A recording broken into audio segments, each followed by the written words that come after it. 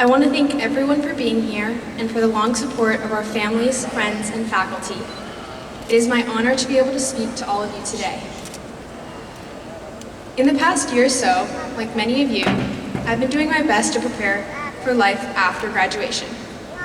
In my case, that meant eat, sleep, and breathe everything college prep.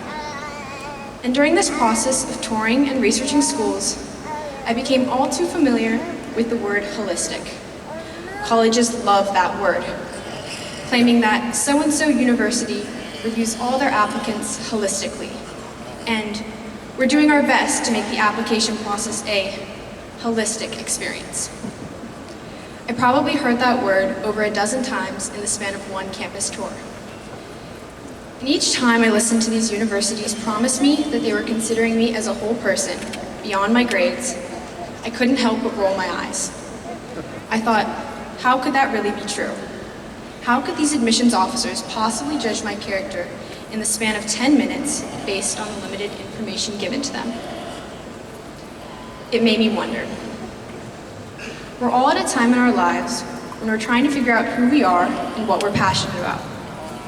But at the same time, there's this overwhelming pressure to know exactly what you want to do and exactly who you want to be. You don't want to get behind, and it seems you're in a constant battle to be the most ideal and perfect version of yourself. We're forced into this vulnerable state of developing an identity to match who we are on paper, creating this narrow portrayal of ourselves, holding to a standard that is probably unreasonable, but nonetheless we feel we must achieve.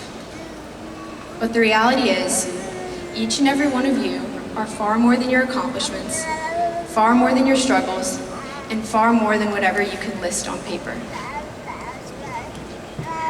Whatever your post-grad plans are, whether that be staying local or traveling across the country, joining the military or starting a family, working a trade or starting a business, be careful not to measure yourself by another's standards.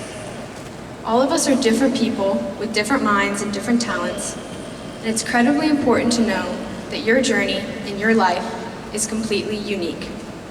Treat it holistically. Now, as we enter the next phase of our lives, I associate that word with a new meaning, balance. Because there are so many things that contribute to a fulfilling life, and desperately trying to reach the end of one's own manifestations isn't truly living. It's the small details of everyday life which compose our existence, and the greatest thing you can do is appreciate every single moment. Take your time, figure out what you want to do and who you want to be and what you enjoy doing. Visit interesting places, see new things, meet people, challenge yourself. My business law teacher, Mr. Fraser, told me a few weeks ago that, quote, "It's important to do hard things."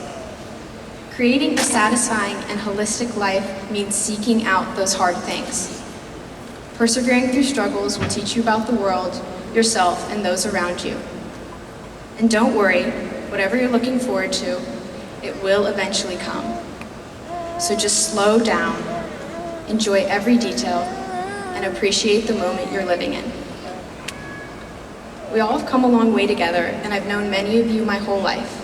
I can't wait to see what we achieve. So from the bottom of my heart, congratulations, class of 2024.